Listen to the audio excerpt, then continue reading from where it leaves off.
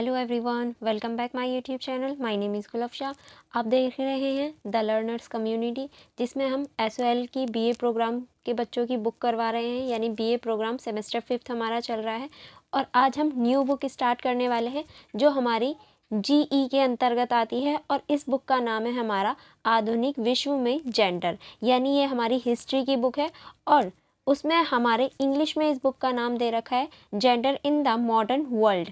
ठीक है, आज हम ये वाली हमारी बुक स्टार्ट करने वाले हैं और इस बुक का आज हमारा चैप्टर 1 और यूनिट 1 है, जिस चैप्टर का नाम दे रखा है जेंडर का ऐतिहासिकरण, पितृसत्ता और नारीवाद। यानी हम मेनली इसमें पितृसत्ता के बारे में बात करेंगे और नारीवाद के बारे में बात करेंगे कि पितृसत्ता होती क्या है या नारीवाद क्या होता है। और पितृसत्ता को हम अपने घरों तक में देख सकते हैं। ये छोटी इकाइयों में भी यानी घरों में भी देखी जा सकती है इजीली। चलिए फिर स्टार्ट करते हैं आज के हमारे चैप्टर को। फर्स्ट हम पितृसत्ता का इंट्रोडक्शन देखते हैं कि पितृसत्ता किसको बोलते हैं। ठीक है, पितृसत्ता एक ऐसी व्यवस्था है जिसमें पुरुषों को सामाजिक, आर्थिक, राजनीतिक और सांस्कृतिक रूप से महिलाओं पर प्राथमिकता और अधिकार प्राप्त होते हैं। यानी पितृसत्ता के अंतर्गत महिलाओं पर सामाजिक, आर्थिक और राजनीतिक और यहाँ तक कि सांस्कृतिक रूप में भी महिलाओं पर पुरुषों का अधिकार दिखाया जाता है पितृसत्ता के अंतर्गत। यह एक ऐसी शक्ति संरचना है जिसमें पुरुषों को महिलाओं पर नियंत्रण और प्रभुत्व का प्रयोग करने की अनुमति देता है। यानी ये जो पितृसत्तात्मक है, ये एक ऐसी शक्ति है जो पुरुषों को महिलाओं के ऊपर नियंत्रण रखने का और नियंत्रण करने की अनुमति देता है और इस चीज़ को बढ़ावा देता है कि महिलाओं को हमेशा पुरुषों के नीचे यानी पुरुषों के नियंत्रण में ही रहना चाहिए। ठीक है, अब पितृसत्ता की उत्पत्ति के बारे में जानेंगे कि पितृसत्ता की उत्पत्ति कैसे हुई। चलिए फिर इसको स्टार्ट करते हैं पढ़ना। पितृसत्ता की उत्पत्ति के बारे में कई सिद्धांत हैं।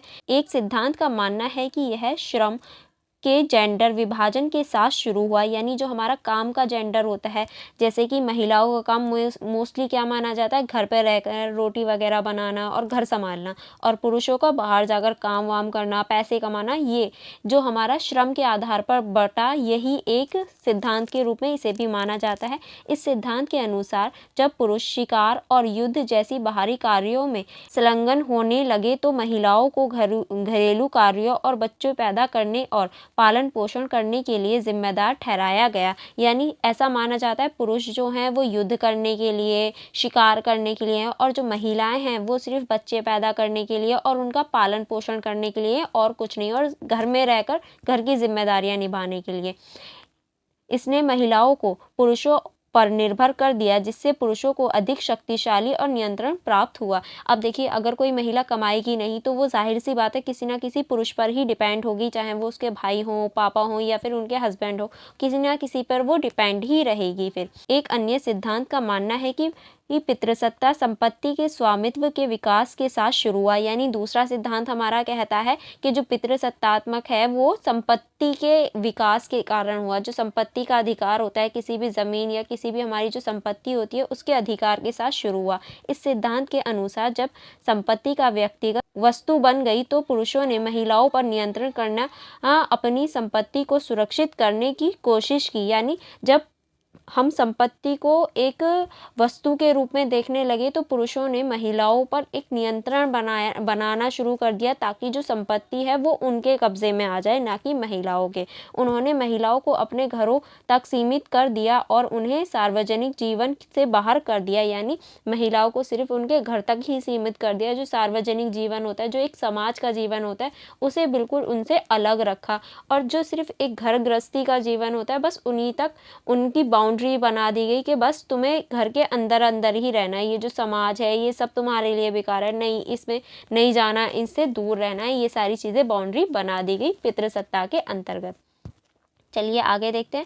आगे अब हमारा पॉइंट दे रखा है भारत में पितृसत्ता। अब भारत में पितृसत्ता की शुरुआत कैसे हुई या हम कब से देख सकते हैं पितृसत्ता को, चलिए स्टार्ट करते हैं।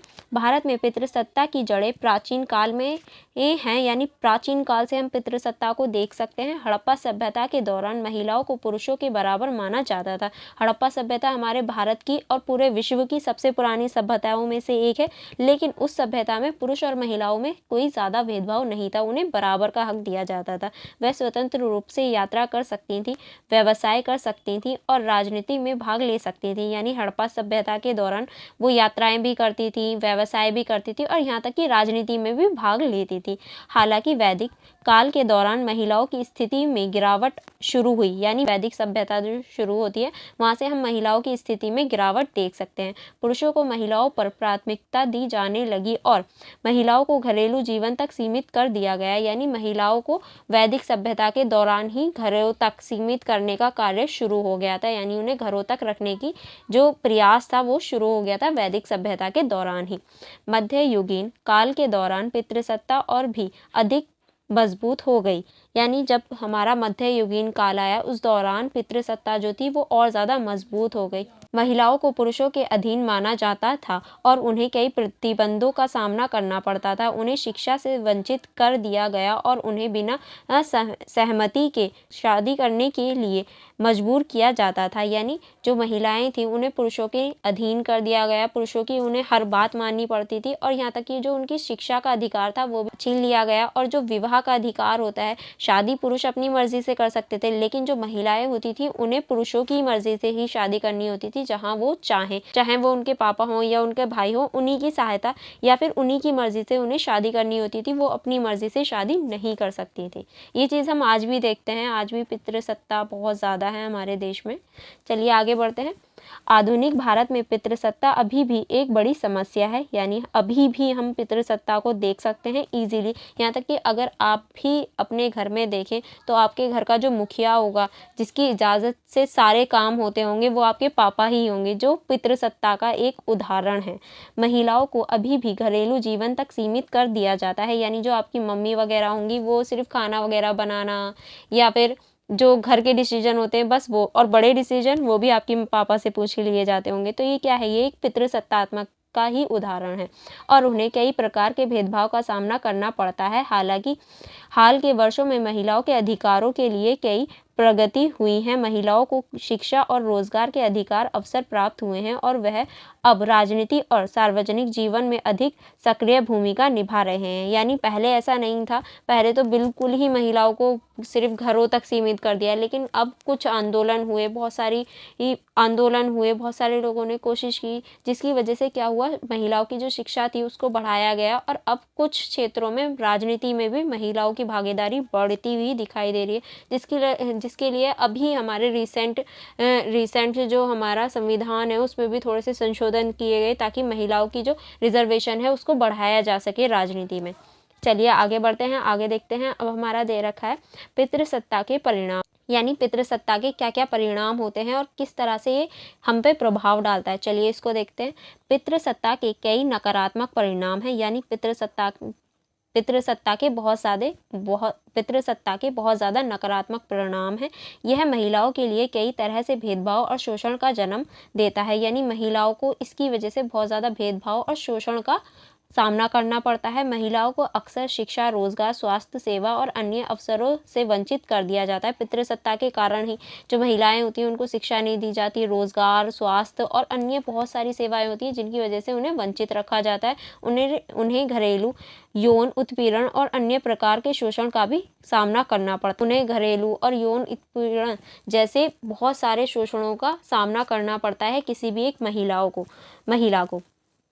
पितृसत्ता समाज के लिए भी नकारात्मक है। यह सामाजिक सशक्त और हिंसा को जन्म दे सकती है। यह महिलाओं की क्षमताओं और योग्यता को भी सीमित करती है, यानी पितृसत्ता जो है वो सिर्फ किसी घर के लिए ही नहीं बल्कि पूरे समाज के लिए एक नकारात्मक प्रभाव डालती है और ये महिलाओं की जो योग्यता होती है उसको भी बांधने का काम करती है। ठीक है, चलिए नेक्स्ट देखते हैं। नेक्स्ट अब हमारा दे रखा है पितृसत्ता को समाप्त करने के लिए और कदम, यानी पितृसत्ता को समाप्त करने के लिए और जो उठाए गए कदम हैं वो कौन कौन से कदम हैं उनको देखते हैं। पितृसत्ता को समाप्त करने के लिए ये कदम उठाए जा रहे हैं, जैसे कि यानी बहुत सारे कदम हैं जो पितृसत्ता को ख़त्म करने के लिए उठाए जा रहे हैं, उसको समाप्त करने के लिए उठाए जा रहे हैं। चलिए फिर उन कदमों को देखते हैं, कौन कौन से ऐसे कदम हैं जो पितृसत्ता जो है उसको ख़त्म करने का प्रयास कर रहा है या उसको कम करने का प्रयास कर रहा है।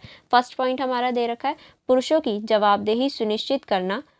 पुरुषों की जो जवाबदेही है वो सुनिश्चित करना। पितृसत्ता को समाप्त करने के लिए यह महत्वपूर्ण है कि पुरुषों को उनकी भूमिका के लिए जवाबदेही ठहराया जाए, यानी अगर पुरुष कुछ भी कदम उठा रहा है तो उसके लिए वो जवाबदेही हो कि उसने ऐसा क्यों किया। अगर कोई पुरुष है जो किसी महिला की शिक्षा को रोक रहा है तो क्यों रोक रहा है, इसके लिए वो जवाबदेही होना चाहिए, जिसका अर्थ है कि पुरुषों को शिक्षित करने की पितृसत्ता क्या है और यह कैसे महिलाओं और समाज को नुकसान पहुंचाती है, जिसका अर्थ यह भी है कि पुरुषों को अपनी लिंग भूमिकाओं को चुनौती देने और महिलाओं के साथ समान भागीदारी बनाने के लिए प्रोत्साहित करना चाहिए। यानी हमें सिर्फ महिलाओं को नहीं बताना चाहिए कि पितृसत्तात्मक क्या है या इसके नकारात्मक प्रभाव क्या है, नहीं, हमें ये चीज़ पुरुषों को भी बतानी चाहिए ताकि पुरुष भी जागरूक हों कि अगर किसी महिलाओं के साथ हम पितृसत्तात्मक व्यवहार करते हैं, बिल्कुल उन्हीं के साथ नकारात्मक व्यवहार करते हैं, तो उसका क्या इम्पैक्ट पड़ता है और उससे क्या भूमिका, क्या बहुत बुरे प्रभाव पड़ सकते हैं, ये चीज़ भी उन्हें पुरुषों को पता होनी चाहिए, जिससे क्या होगा कि वो उस चीज़ से बचेंगे और पितृसत्तात्मक को ख़त्म करने का प्रयास करेंगे। ठीक है, नेक्स्ट पॉइंट है हमारा लिंग रूढ़िवादी को चुनौती देना, यानी लिंग रूढ़िवादी को चुनौती देना जो है उसको भी बढ़ावा देना चाहिए। कैसे, चलिए फिर स्टार्ट करते हैं। पितृसत्ता लिंग रूढ़िवादी पर आधारित है। इन रूढ़िवादियों को मानना है कि महिलाओं और पुरुषों को अलग अलग तरीके से व्यवहार करना चाहिए और अलग अलग भूमिकाएं निभानी चाहिए। लिंग रूढ़िवादियों को चुनौती देना पितृसत्ता को कमज़ोर करने का एक महत्वपूर्ण तरीका है, यानी लिंग रूढ़िवादी जो व्यवस्था है उसको चुनौती देना बहुत ज़्यादा ज़रूरी है। क्यों? क्योंकि ये जो रूढ़िवादी व्यवस्था है उनका मानना है कि महिलाओं के जो कार्य हैं वो अलग हैं, पुरुषों के जो कार्य हैं वो अलग हैं और दोनों को अपने अपने कार्य करने चाहिए। ऐसा नहीं है, जो महिला अगर किसी काम में अच्छी है तो उसे वो काम करना चाहिए, अगर कोई पुरुष खाना बनाने में अच्छा है तो उसे खाना बनाना चाहिए। ऐसे ये बाउंड्रीज़ नहीं होनी चाहिए, रोकथाम नहीं होनी चाहिए कि नहीं भैया पुरुष ही काम करेगा, पुरुष ही पैसे कमाएगा और महिला सिर्फ खाना बनाएगी। ये जो रूढ़िवादी व्यवस्था है, रूढ़िवादी सोच है, इसको ख़त्म करना चाहिए और जो पितृसत्तात्मक है उसको कमज़ोर करने का एक यही तरीका है, जो रूढ़िवादी व्यवस्था है उसको ख़त्म करना, उस पर उसको चुनौती देना। ठीक है, चलिए आगे देखते हैं। आगे अब हमारी नेक्स्ट चुनौती दे रखी है समाज के सभी क्षेत्रों में लिंग समानता को बढ़ावा देना, यानी समाज के जितने भी क्षेत्र होते हैं, शिक्षा का क्षेत्र हो गया, सामाजिक हो गया, रोजगार का क्षेत्र हो गया, सभी में जो लिंग समानता है उसको बढ़ावा देना। शिक्षा, रोजगार, राजनीति और मीडिया सहित सभी क्षेत्रों में लिंग समानता को बढ़ावा देने की आवश्यकता है, जिसका अर्थ यह है कि महिलाओं को पुरुषों के समान अवसर और समर्थन प्रदान किए जाने चाहिए, यानी पुरुष और महिलाओं किसी में भी भेदभाव नहीं होना चाहिए किसी भी क्षेत्र में। ठीक है, नेक्स्ट पॉइंट है हमारा पितृसत्ता के खिलाफ सामाजिक आंदोलन चलाना। पितृसत्ता को समाप्त करने के लिए सामाजिक आंदोलन चलाना भी महत्वपूर्ण है। यह आंदोलन महिलाओं के अधिकारों के बारे में जागरूकता बढ़ा सकता है, पितृसत्ता के खिलाफ लड़ने के लिए लोगों को एकजुट कर सकता है और सरकारों को पितृसत्ता को समाप्त करने के लिए कार्रवाई करने का दबाव डाल सकता है। यानी जो हमारा आंदोलन है वो भी होने चाहिए। क्यों? क्योंकि जब भी किसी चीज़ को बदलने के लिए समाज में आंदोलन होते हैं तभी प्रभाव पड़ता है और महिलाओं के लिए उनकी अधिकारों की रक्षा के लिए, उनके अधिकारों की जागरूकता के लिए ज़रूरी है कि आंदोलन हो, जिसकी वजह से क्या होगा, सरकार पर एक दबाव बढ़ेगा, जिसकी वजह से पितृसत्तात्मक को ख़त्म करने के लिए सरकार भी हमारी प्रयास करेगी। ठीक है, चलिए नेक्स्ट देखते हैं। नेक्स्ट अब हमारा दे रखा है पितृसत्ता को समाप्त करने के लिए समाज और प्रयास लगेंगे, लेकिन यह एक ऐसा लक्ष्य है जो सामाजिक न्याय और समानता प्राप्त करने के लिए आवश्यक है। यानी देखिए, पितृसत्तात्मक को प्राप्त करने के लिए बहुत ज़्यादा प्रयासों की आवश्यकता है, सरकार की ज़रूरत है और समाज के सभी लोगों की आवश्यकता है, तभी हम इस लक्ष्य की प्राप्ति कर पाएंगे। लेकिन ये लक्ष्य ऐसा है जिसकी प्राप्ति करना बहुत ज़्यादा ज़रूरी है ताकि हम विकास कर सकें, हम आगे बढ़ सकें। ठीक है, अब नेक्स्ट देखते हैं। देखिए, अब इतनी ज़्यादा प्रॉब्लम हो रही है पितृसत्तात्मक के कारण, इतनी ज़्यादा प्रेशर है महिलाओं के ऊपर कि नहीं तुम्हें ये नहीं करना, तुम्हें वो नहीं करना। अब इतनी सारी प्रॉब्लम्स को देख के कुछ तो आंदोलन हुए होंगे, कुछ तो ऐसे लोग होंगे जिन्होंने महिलाओं के बारे में भी सोचा होगा कि नहीं, महिलाओं को भी समान अधिकार होने चाहिए, उन्हें भी शिक्षा का अधिकार होना चाहिए, उन्हें भी आगे बढ़ने के अवसर होने चाहिए। तो वही जो सोचने वाले लोग थे, उन सभी ने मिलकर कुछ आंदोलन चलाए थे, जिसमें से एक आंदोलन हमारा नारीवादी आंदोलन है। ठीक है, अब नारीवाद को देखते हैं कि नारीवाद क्या है और ये किस तरह की विचारधारा है। ठीक है, ये एक विचारधारा है जिसको हम आगे पढ़ने वाले हैं। चलिए फिर स्टार्ट करते हैं। नारीवाद एक ऐसी विचारधारा है जो विश्व परिदृश्य में प्रभावी रूप से 19वीं सदी के उपरांत सामने आई। यानी ये जो नारीवादी विचारधारा है, ये 19वीं शताब्दी के समय में सामने आई। यह विचारधारा महिलाओं को उनका स्थान, गरिमा, आत्मविश्वास और सभा मानवीय व्यवहार दिलाने के लिए प्रोत्साहित है। महिलाओं के साथ होने वाले अत्याचार, जुर्म, दर्ज की मानसिकता विकृत सोच ने बदलती परिस्थितियों के साथ महिलाओं को जीवन और पहचान अत्यधिक कठिन कर दिया है। विश्व की आधी आबादी समानता पहचान रूपी संकट से गुजर रही है। यानी जो हमारी ये समस्याएं हैं, जो गरिमा है, इस संगठन ने महिलाओं की गरिमा, आत्मविश्वास और जितने भी हमारे मानसिक व्यवहार होते हैं उनको बदलने का प्रयास किया। और विश्व की आधी से ज़्यादा जो हमारी जनसंख्या यानी महिलाएं जो हैं वो इस समस्या से जूझ रही हैं। क्यों? क्योंकि ये पूरे विश्व में हम देख सकते हैं। विश्व की आधी आबादी इस समानता पहचान रूपी इस संकट से गुजर रही है। नारीवाद का आंदोलन संघर्ष और विमर्श के रूप में यह प्रयास करता है कि महिलाओं को भी समान मनुष्य माना जाए। यानी ये जो आंदोलन है नारीवादी, ये इस प्रयास पर चलता है कि जो महिलाएं हैं उनको भी समान मानव माना जाए, यानी पुरुषों के समान माना जाए। ऐसा नहीं है उन्हें पुरुषों के नीचे माना जाए या पुरुषों से कम माना जाए। और उनकी गरिमा, स्वतंत्रता, समानता उनके जीवन अधिकार पर ना होकर उनके व्यक्ति रूप में होनी चाहिए। नारीवाद एक वर्ष के रूप में विभिन्न सिद्धांतों का अनुसरण करता है जो विकसित होती सामाजिक सोच से जुड़े हैं। यानी जो हमारा नारीवाद है वो एक ऐसा सिद्धांत है जो कि महिलाओं को आगे बढ़ाने और उनको विकसित करने और उनके लिए आवाज़ उठाने का कार्य करता है। चलिए फिर आगे बढ़ते हैं। आगे अब हमारा दे रखा है नारीवाद एक विमर्श के रूप में 1960 के दशक में आरंभ हुआ, किंतु यह संघर्ष और आंदोलन के रूप में इसका इतिहास अलग अलग चरणों में बांटा है जो सामाजिक परिस्थितियों के अनुरूप विकसित हुआ है। यानी देखिए नारीवाद जो है वो बहुत लंबे टाइम तक चलने वाला एक आंदोलन है और इस आंदोलन में बहुत ज़्यादा घटनाएं ऐसी घटी और इसीलिए इस आंदोलन को अच्छे से समझने के लिए कुछ चरणों में इसको बांट दिया जाता है ताकि हम इसको अच्छे से समझ सकें। चलिए फिर नारीवाद के विकास के जो 3 चरण हैं, मोस्ट इम्पॉर्टेंट जो 3 चरण हैं उनको देखते हैं। वो कौन कौन से चरण हैं? प्रथम चरण जो हमारा स्टार्ट होता है 1772 से 1963, यह काल प्रथम चरण के रूप में माना जाता है। इस समय में अमेरिका, ब्रिटेन, कनाडा, नीदरलैंड आदि देशों में महिलाएं समानता का मुद्दा व्यक्तिगत रूप से उठा रही थीं। यानी देखिए ये जो हमारा नारीवाद आंदोलन है ये पूरे विश्व स्तर का है और इसमें सबसे पहले जो अमेरिका, ब्रिटेन, कनाडा और नीदरलैंड की महिलाएं थीं वो व्यक्तिगत रूप पे इस मुद्दे को उठा रही थीं। इस समय में मताधिकार, राजनीतिक, सामाजिक और सांस्कृतिक असमानताओं में मुख्य आदि संघर्ष के मुख्य विषय थे। यानी इस जो ये टाइम था, प्रथम चरण था, इसमें महिलाओं ने मोस्ट इम्पॉर्टेंट जो मुद्दे थे वो उनका मताधिकार, राजनीतिक और सामाजिक और सांस्कृतिक मुद्दों को उठाया था कि हमें इनमें भी अधिकार चाहिए। इस काल में महिलाएं स्वयं को समान व्यक्ति माने जाने के लिए प्रयास कर रही थी। उनका मानना था कि यदि समान शिक्षा और अवसर प्रदान किए जाएं तो महिलाएं भी पुरुषों की समान बौद्धिक क्षमता कर सकती हैं। यानी देखिए अगर कोई भी व्यक्ति हो, चाहे वो महिला हो या पुरुष हो, अगर दोनों को समान एजुकेशन दी जाए, समान सुविधाएं दी जाएं तो दोनों में कोई भी ऊपर या नीचे नहीं होगा, दोनों ही एक समान रहेंगे। तो यही इस चरण का मानना था कि अगर महिलाओं को भी पुरुषों की तरह शिक्षा दी जाए और अवसर दी जाए तो महिलाएं भी पुरुषों से पीछे नहीं रहेंगी, वो भी पुरुषों के समान ही होंगी। ठीक है, अब नेक्स्ट चरण देखते हैं, द्वितीय चरण।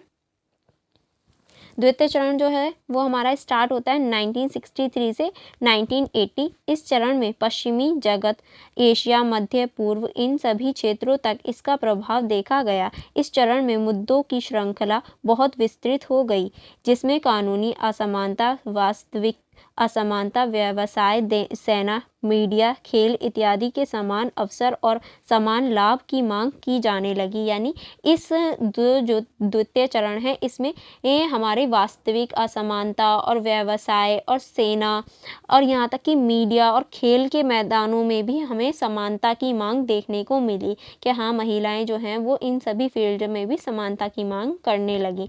व्यवहारिक कानून, बलात्कार, हिरासत और तलाक कानून में परिवर्तन भी मुख्य विषय बन गए। यानी इस जो द्वितीय चरण था उसमें व्यवहारिक कानून, तलाक और बलात्कार और जो हमारे हिंसा वगैरह थे, ये सब विषय भी एक मुख्य विषय बन गए इस चरण के अंतर्गत। समान, द बुआ कैट, मिलियन, बिट्टी प्राइडमैन आदि प्रमुख विद्वानों की पुस्तकों ने इन संघर्ष को बल दिया। यानी ये कुछ प्रमुख विद्वान हैं जिनकी पुस्तकों ने इसे बल दिया, एक चिंगारी का रूप दिया, जिसकी वजह से ये और ज़्यादा बढ़ गया। अब तृतीय चरण देखते हैं। तृतीय चरण है हमारा 1980 से आज तक। इस चरण में यह आंदोलन रंग भेद की नीति और परंपराओं के विरुद्ध है। यानी जो हमारी रंग भेद की नीति थी उनके विरुद्ध, जो काला गोरा ये सारी चीज़ें देखते हैं उसके विरुद्ध, और जो हमारी परंपराएं होती हैं उनके विरुद्ध यह आंदोलन है जो तृतीय चरण है।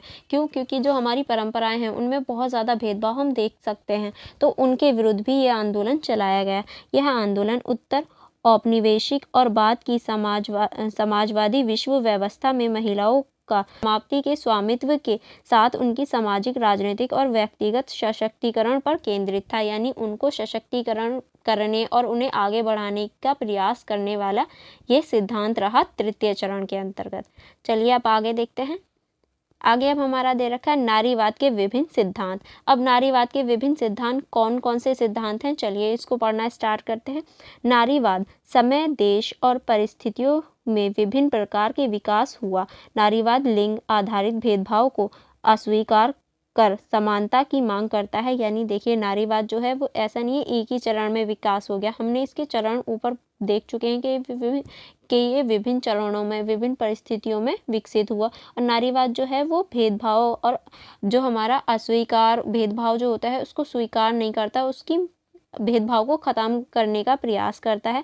विचारधारा में विकास के साथ समानता की मांग के आधार पर विकसित होता है। यानी ये विचारधाराओं में और सभी में विकास के साथ साथ समानता की बात करता है तथा नए आयाम भी जोड़ता है।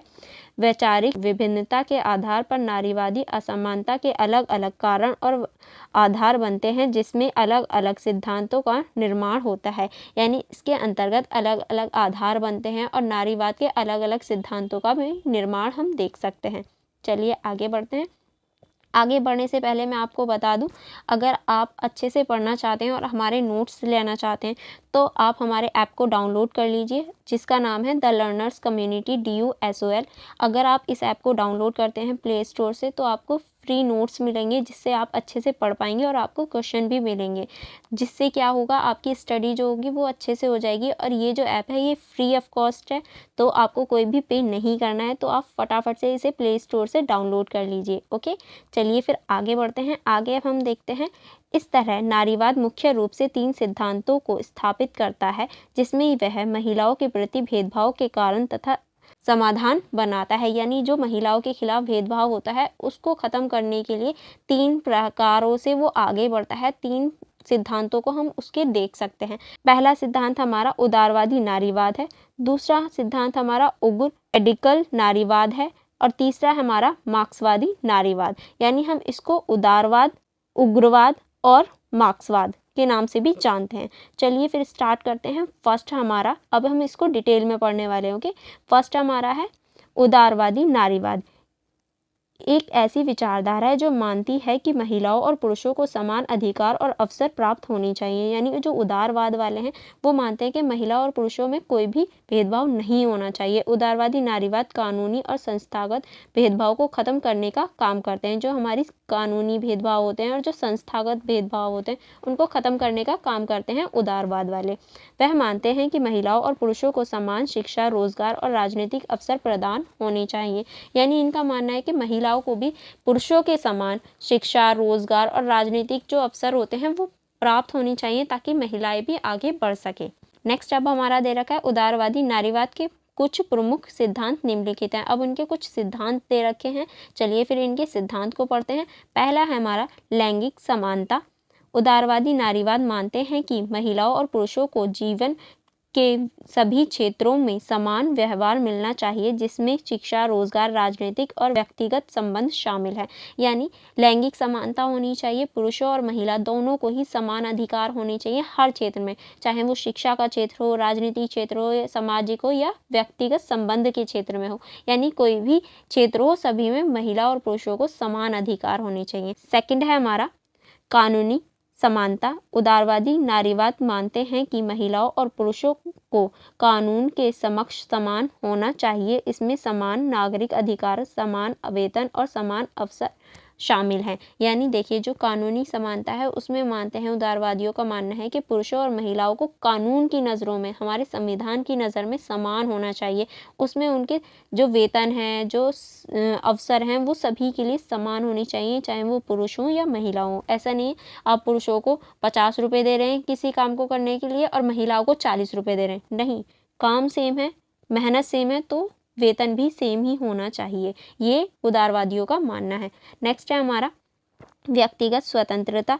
अब व्यक्तिगत स्वतंत्रता में देखते हैं, उदारवादी नारीवाद मानते हैं कि महिलाओं को अपने जीवन के बारे में निर्णय लेने की स्वतंत्रता होनी चाहिए। उसमें शिक्षा, करियर और व्यक्तिगत संबंधों के बारे में निर्णय लेने की स्वतंत्रता शामिल है। यानी देखिए नारीवादों का मानना है, नारीवादी जो लोग हैं उनका मानना है कि महिलाओं को उनके जीवन से रिलेटेड जितने भी निर्णय होते हैं उनको चुनने की, उनका निर्णय लेने की उन्हें पूरी स्वतंत्रता होनी चाहिए, जिसमें उनका शिक्षा होती है, करियर होता है, व्यक्तिगत संबंध होते हैं। ऐसा नहीं है कोई और आके इंटरफेयर करे, कोई और उन्हें बताए, नहीं, वो उनकी मर्जी है, वो क्या पढ़ना चाहती हैं, वो उनकी मर्जी है, वो क्या बनना चाहती हैं, वो उनकी मर्जी है, वो किसके साथ रहना चाहती हैं, किससे विवाह करना चाहती हैं, व्यक्तिगत संबंध किसके साथ होने चाहिए। तो वो सभी महिलाओं की स्वतंत्रता है, महिलाओं का अधिकार है कि वो खुद अपने निर्णय लें। ठीक है,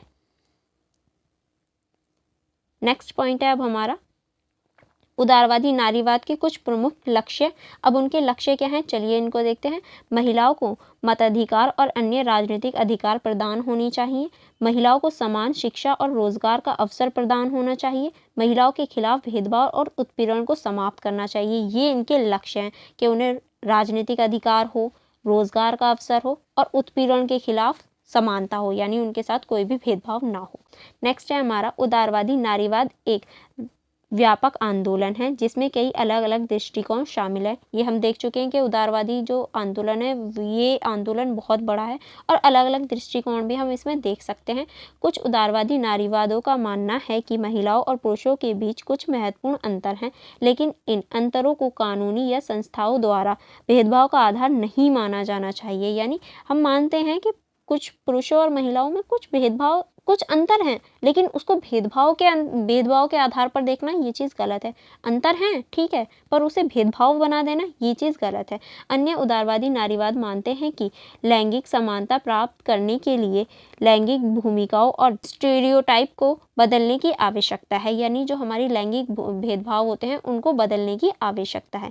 नेक्स्ट देखते हैं, उदारवादी नारीवाद ने महिलाओं के अधिकारों के लिए कई महत्वपूर्ण प्रगति की है। उदाहरण के लिए उदारवादी नारीवादों ने महिलाओं को मताधिकार, समान शिक्षा और समान वेतन प्रदान करने में मदद की है। यानी उदारवादी जो हैं उन्होंने बहुत महत्वपूर्ण भूमिका निभाई है महिलाओं को आगे बढ़ाने के लिए, जैसे कि उनके समान वेतन के लिए उन्होंने मांग उठाई कि महिलाओं को भी समान वेतन दिया जाना चाहिए। किसी भी कार्य के लिए पुरुष और महिलाओं में ये डिफरेंस नहीं होना चाहिए।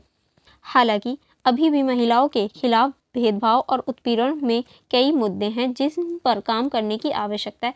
लेकिन ऐसा नहीं है उदारवाद वालों ने या उदारवादी जो आंदोलन थे उन्होंने सब चीज़ ख़त्म कर दी, सब कुछ ठीक कर दिया, नहीं। अभी भी ऐसे बहुत सारे मुद्दे हैं जिन पर हमें आवाज़ उठाने की आवश्यकता है, जिन्हें उजागर करने की आवश्यकता है ताकि महिलाओं को आगे लाया जा सके। उदारवादी नारीवाद इन मुद्दों को हल करने के लिए काम करना जारी रखेंगे ताकि महिलाओं के जीवन में अब सभी क्षेत्रों को समान अधिकार और अवसर प्राप्त हो सके। यानी जो उदारवादी वाले लोग हैं वो अभी भी इस कार्य को कर रहे हैं और जो महिलाएं और पुरुषों के बीच का जो डिफरेंस है, जो अंतर है, उसको समाप्त करने का प्रयास कर रहे हैं ताकि दोनों को समान अधिकार प्राप्त हो सके। नेक्स्ट उदाहरण दे रखे हैं। उदारवादी नारीवाद निम्नलिखित मुद्दों पर काम कर सकते हैं। कैसे, कौन कौन से मुद्दे ऐसे हैं जिन पर उदारवादी नारीवाद काम कर सकते हैं? पहला है हमारा रोजगार, समान वेतन, समान अवसर और यौन उत्पीड़न से सुरक्षा। यानी हमें रोजगार पर काम करना चाहिए, समान वेतन, समान अवसर और जो महिलाओं के साथ यौन उत्पीड़न होता है उसको कम करने का प्रयास करना चाहिए। सेकंड है हमारा शिक्षा, समान शिक्षा और अवसर और लैंगिक समानता पर शिक्षा, यानी जो हमारी शिक्षा है उसको बढ़ाने का प्रयास करना चाहिए। पुरुष और महिला दोनों के लिए समान शिक्षा और लैंगिक जो असमानताएं होती हैं उनको समाप्त करने का प्रयास करना चाहिए और शिक्षा में ये चीज़ सिखानी चाहिए कि लैंगिक असमानता ये चीज़ गलत है। नेक्स्ट है हमारा राजनीति, समान राजनीति प्रतिनिधित्व और लैंगिक समानता पर कानून। यानी जो हमारी राजनीति है वो पुरुष और महिलाओं के लिए समान होनी चाहिए, लैंगिक असमानताओं पर कानून होने चाहिए ताकि जो हमारी लैंगिक भेदभाव देखते हैं वो कम हो सके राजनीति में भी। नेक्स्ट है हमारा व्यक्तिगत संबंध, घरेलू हिंसा से सुरक्षा और यौन अभिविन्यास और लैंगिक पहचान पर समानता। यानी देखिए जो हमारे घरों में हम मेनली देख सकते हैं महिलाओं को पीटा जाता है, ये जो हिंसा वगैरह होती है उन पर थोड़ी रोक होनी चाहिए और यौन जो उत्पीड़न होता है उनको रोकने का प्रयास करना चाहिए ताकि महिला और पुरुषों को समान लाया जा सके। नेक्स्ट हमारा दे रखा है उदारवादी नारीवाद एक महत्वपूर्ण आंदोलन है जो महिलाओं के जीवन को बेहतर बनाने के लिए काम करता है। उदारवादी नारीवाद के कारण महिलाओं को कई अधिकार और अवसर प्राप्त हुए हैं जो पहले उनके पास नहीं थे। यानी ऐसा नहीं उदारवादियों ने कुछ नहीं किया या इस आंदोलन ने कुछ नहीं किया, नहीं, इस आंदोलन की वजह से बहुत सारे ऐसे अधिकार महिलाओं को प्राप्त हुए हैं जो पहले उनके पास नहीं थे और अब वो आगे बढ़ने का भी प्रयास कर रहे हैं। ओके, आई होप आपको ये सारी चीज़ें समझ में आई हो। आज की हम वीडियो यहीं तक रखते हैं वरना बहुत लेंदी हो जाएगी। नेक्स्ट वीडियो में हम देखेंगे उग्र रेडिकल नारीवाद, यानी जो हमारा उग्र नारीवाद है उसको हम नेक्स्ट वीडियो में कवर करने वाले हैं। ओके, और अगर आपको ये वीडियो अच्छी लगी हो so please do like, do share and do subscribe. और ऐसे ही मोर वीडियोस के लिए और अपनी पढ़ाई को कंटिन्यू रखने के लिए आप हमारे टेलीग्राम ग्रुप, इंस्टाग्राम ग्रुप और यूट्यूब ब्लॉगर के साथ जुड़ सकते हैं। और सबसे इम्पॉर्टेंट, आप हमारा जो ऐप है द लर्नर्स कम्युनिटी उसको डाउनलोड कर सकते हैं और ये फ्री है, जिस पे आपको पूरे नोट्स मिलेंगे और आपको क्वेश्चन पेपर भी मिलेंगे ताकि आपको कोई भी कन्फ्यूजन या कोई भी प्रॉब्लम ना हो। अगर आपको चैप्टर से रिलेटेड कोई भी प्रॉब्लम हो या कहीं भी आपको समझ में नहीं आया तो आप मुझसे कमेंट करके पूछ सकते हैं, मैं ज़रूर आपको रिप्लाई दूंगी अगर आपको कोई भी कन्फ्यूजन है। Okay, thank you for watching everyone.